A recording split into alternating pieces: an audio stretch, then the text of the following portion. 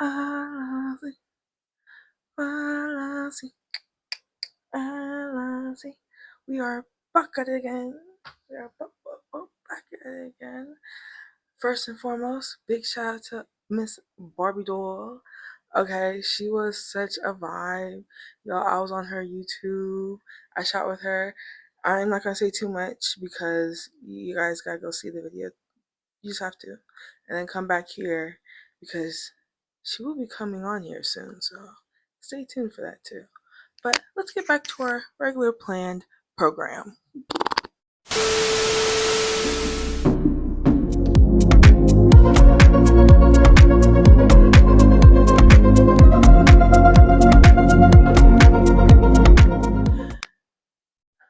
Alazi, Alazi. Welcome back.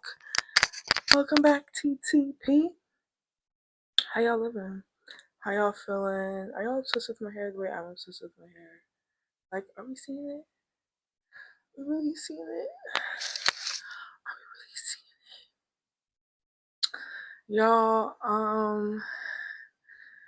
life has been really chill lately. I'm not gonna lie. It's just been working, some new experiences, some new vibes, one new vibe in particular. But I'm making friends too, which is really cool. Um I just don't go out a lot, so I'm just learning how to keep up with people more while also maintaining balance in my own life. So I'm not like over here too much or over here too much. I'm where I need to be when I need to be there. Okay. Um. But yeah, I'm so sorry. It's been like 2 weeks. I'm really just trying to learn how to be consistent with this the way that I used to. I want to try and start creating an atmosphere for my podcast just because now that I'm going to go back to bringing people on and interviewing people and stuff like that, I want it to be a vibe, you know? Oh, excuse me. Don't be surprised if coming soon you see some new backgrounds, some new faces. We are going through a lot of changes. God first, I'm so grateful. Um, I'm just learning to let my dedication and my hard work speak for itself. But let's get into today's episode. This episode is called Extinguishing Insecurities. So, when y'all go watch Miss Barbie Doll's podcast, um, you will hear certain things that I have dealt with in the past like 6 to 8 months, just specifically like towards the end of last year. Excuse me, I'm not gonna speak on it too much, but that just goes into what I'm about to talk about and just different changes I've been experiencing with my body. Honestly, I've been loving the grown woman weight, but I've always had problems, one, with like body dysmorphia, body insecurities. Even though I've been playing basketball since I was like a little kid, I was never like super overweight, but certain things that I had gone through kind of like violated me. Well, it did violate me, but also violated my confidence in who I am as a person.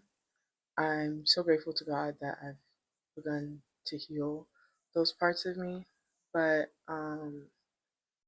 that plays a big part into how I view myself and also why I work so hard to keep up with myself for health purposes also because I've been an athlete for so long in my life. I'm just used to a certain way of living, and also I've just taken so much time to understand myself and my body and just understand what works. So now I'm not like as judgmental when it comes to myself. I'm more like, okay, I'm a little up today. Is it really waking, or is my body retaining fluid? Because certain things I went through last year changed my body a lot. So now I've had to adjust to a new version of me, which I love, very voluptuous in the right places, but also just for the sake of my confidence and learning how to be confident in every version of me, I also make sure that I maintain a certain lifestyle when it comes to my diet and how I take care of myself. So, extinguishing insecurities for me may look different than it does for someone else, because for me personally, my journey, I have been through such a variety of situations and circumstances that A helped me to realize that certain things just aren't that serious. And we oftentimes think people are paying attention to us way more than they actually are, you know? And we can, at times, our insecurities allow us to believe, like, oh my gosh, someone's noticing that half pound that I gained after all them sweets I ate on my cheat day last week.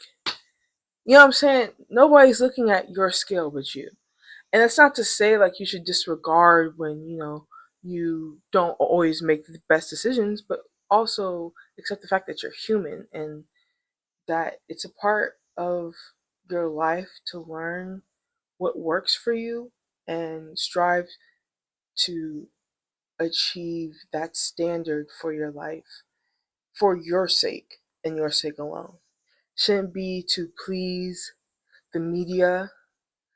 Bro, especially as women, our bodies change throughout life in general. Not to mention when you have kids, whether you're able to carry full to term or you miscarry, like it changes your body. You know what I'm saying? And not only that, but once you get past a certain age, your metabolism isn't the same as it was when you were younger. So you have to learn how to, like, maybe you have been able to go without going to the gym for months when you were 16, 17, 18, or any type of general exercise because you're usually outside doing things, being active regardless. But now that you're older, it's like not only do you need to supplement those nutrients that your body doesn't produce as quickly as it did when you were younger, but also implement like even 30 minutes of exercise every day, bro, could change your life. You could see major difference in, if you're not looking, in 6 months you might drop like 60 pounds. No, no bully, just from a change of diet and a little bitty bit of exercise, child, like you can reproportion certain parts of your body where you want to be slimmer here or thicker here. You know what I'm saying? Um, yeah, but it's all in just consistency.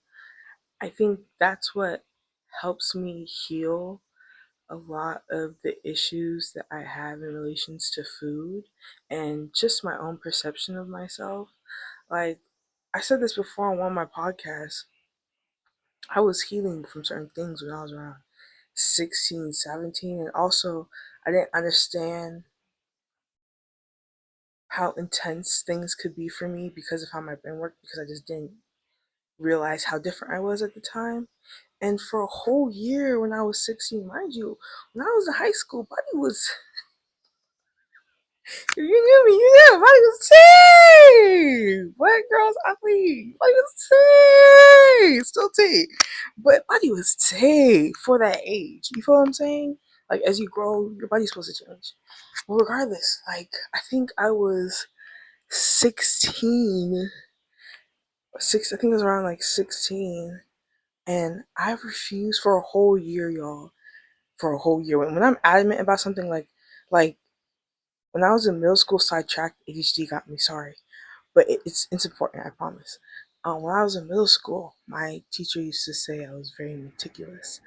Right, I would only do certain things a certain way because I had this thing for years, only to find out later. I had this thing with even numbers for forever. Like, if my brother even gave me some candy, and it wasn't like, I would give him a piece back if it wasn't an even number. When I would eat my cereal, if I paid attention enough or it caught my eye, I would count how many pieces are on the spoon before I ate it. And if it wasn't an even number, I would dip it out. I kid you not. If you know, you know. A little nerve spicy. Um, but yeah, just small things that I didn't realize were so deeply rooted in me.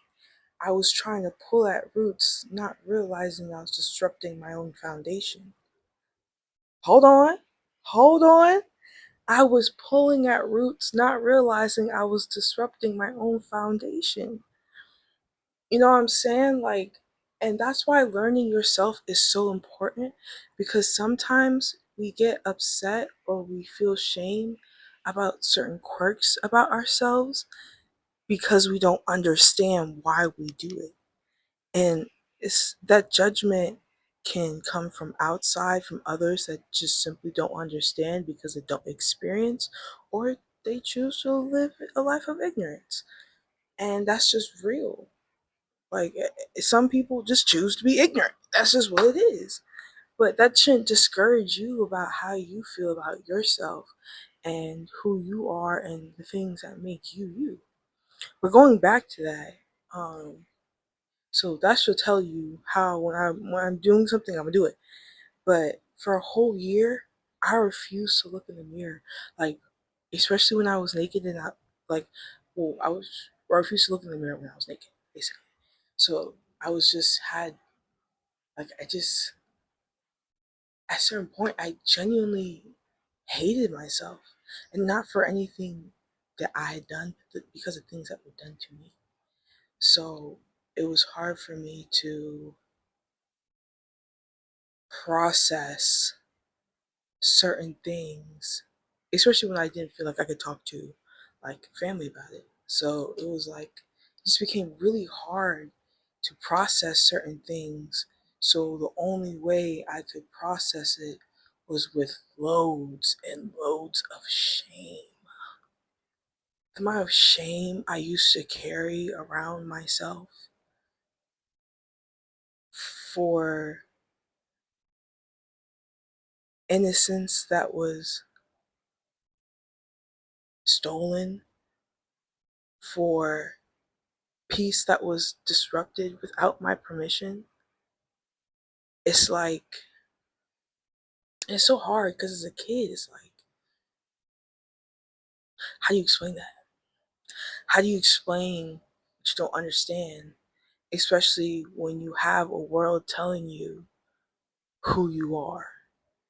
Especially as a Black woman in America, we are so overly sexualized, and it becomes so hard to understand the difference between people who love you and people who love to take from you. And a lot of times we allow ourselves to develop insecurities. Like, when I tell you I was running past the mirror just so I could take a shower. Like, it was bad. It was bad for certain amount of time. And I think from that point on, those insecurities of shame, in a way of taking it back, I allowed myself to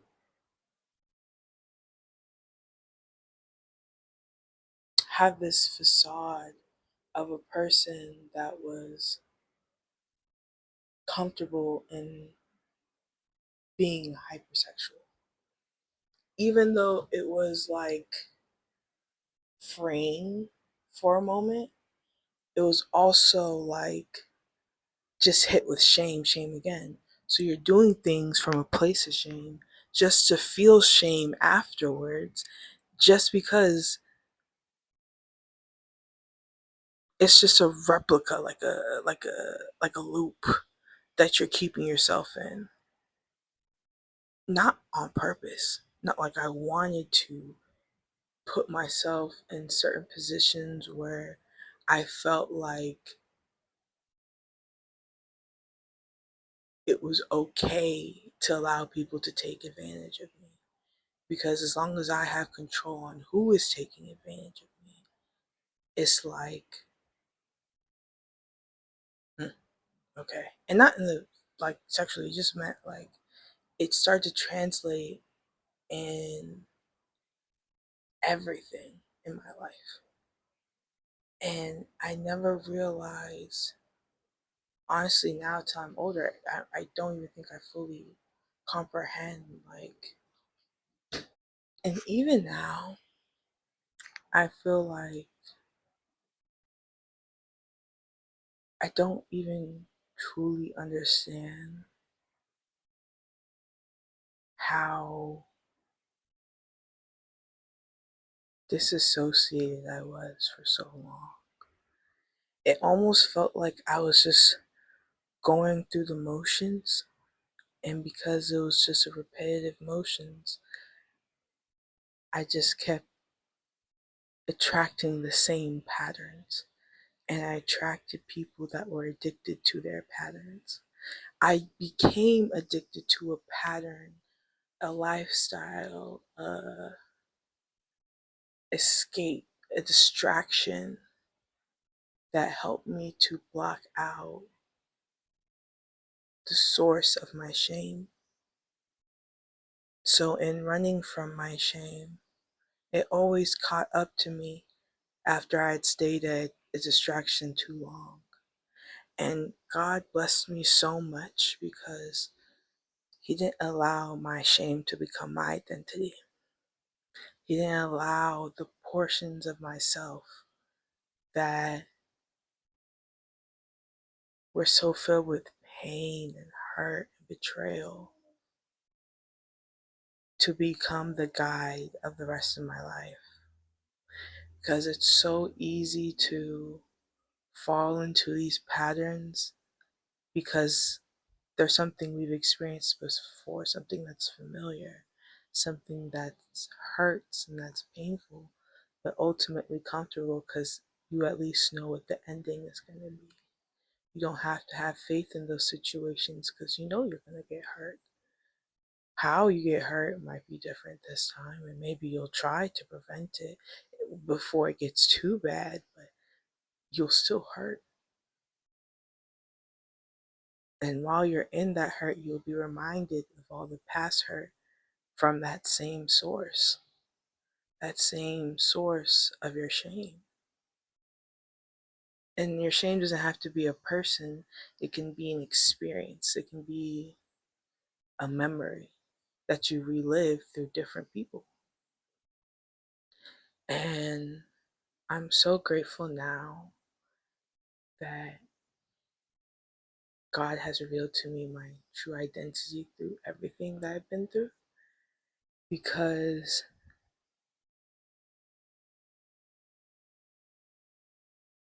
I've learned to release my shame and embrace my pain so that my pain no longer holds power over me. And that's been like the biggest change of my life for real. Like when I allowed God to show me the difference in who I was and who He saw me to be and who I chose to be when I was running from my shame and thinking I was distancing myself from Him. But in reality, I was just providing an example to myself of who I wasn't, who I could be if I chose to continue with that life, to continue to hide from the things I've been through instead of facing them and overcoming them, to continue to allow a subconscious influence that can be seen in everything that I do, even if it's not clear to me. The devil, what was that saying? An idle mind is the devil's workshop or the devil's playground. An insecure mind is the devil's playground as well. When you are playing with the prince of lies, your insecurities are the biggest lie that he gets you through. Because your insecurities are nothing but thoughts that you believe based off of how you feel about yourself at any given moment. That doesn't necessarily mean it's true, because you get more confident, you make those lifestyle changes, and you no longer feel like that, what power does that feeling have over you? But the Prince of Lives, the Prince of Deceit, would like you to believe that you can't overcome the things that you've been through and the things that people have put you through. No one ever has that type of power over you unless you give it to them. So I want to make it very clear that even when you're lost, if you're lost in yourself, it's nothing but a challenge to face your darkness and conquer it. I want to say a swear word so bad because it will sound really bad. But I'm trying to, be mindful. Be mindful of my language. I'm trying to be a lady. I'm trying to be a learner. But yeah, y'all, like, you are way more amazing. Honestly, like, we really don't realize how strong we are sometimes until we tell people about our stories and tell people about the things that we've been through. Because even, once again, check out Barbie doll when she drops. But that was my first time explaining that situation to anyone outside my personal circle. So for me, it was just like, also because she provides such a safe space, I was just so comfortable. And it doesn't often happen for me. So I was super grateful. Oh my gosh, she's amazing. But like, I never realized just how strong, like, I was. Like, I, in that moment, just saying it out loud made me feel like, wow, something I felt like was just something I had to get through, and because life wasn't going to stop for me, is something that could inspire someone to have strength in whatever their situation is. Because everybody's situation is just as important to them, just as effective to them. But seeing someone else conquer their demons makes it so much more hopeful for yourself when you're in your own situations. And for a long time, I felt like I had to like censor myself because I wanted to take the time to learn how to really process my emotions and the things that I really truly want to say so that I'm making the impact that I seek. Because intent and impact don't always line up. But that's my mission this year, to line my impact with my intent. So as you go throughout this week, learn how to just extinguish your insecurities. Put them fires out. Because when the Prince of Lies, that's what we call him, because his name holds no power. His name holds no power. When the Prince of Lies is throwing a fire in your spirit and telling you that you aren't who you need to be, and you aren't doing enough, and allowing you to compare yourself to the people you love and the people that you see that are meant to inspire you, when the Prince of Lies tries to sow that seed of envy and covet, that's when you have to realize it's like, it's just not your time yet. Whatever situation that you're in because you're learning things in the process. But when we get distracted from the learning, we only focus on what we can see in the physical. But everything that's happening happens in the spiritual first. So hold on tight, stay faithful, and pay more attention from where those thoughts are coming from, because sometimes your thoughts are not your own. So learn how to pray for God to make you more spiritually sound so you can recognize with your discernment when those voices are coming from places that are not your own and that are not of Him, so that you can just put them little fires out and go about your day. Some things aren't even worth your acknowledgement because it's not true. So allow the insecurities to flow, recognize them, recognize where they come from, and heal those parts of yourself so you can stop allowing those lies to flow to you. Because you deserve words of encouragement, you deserve words of love, you deserve words of light and wisdom, and you deserve to be able to speak into yourself and not have negativity trying to be spoken over you over and over. You are more than the negativity, you are more than your past, you are more than the experiences that you have been through. You are more than any idea or thought that could ever try and put you in a box. You are amazing. You are a ruby of God, and you are the light of His eye. Don't ever forget that, because when this world tries to discourage you, tell them to kiss your nyash. Okay? Tell them to kiss your nyash, because you're a fine babe. And you'll go throughout this life a fine babe. You'll not let it discourage you. Y'all stay blessed. Love y'all.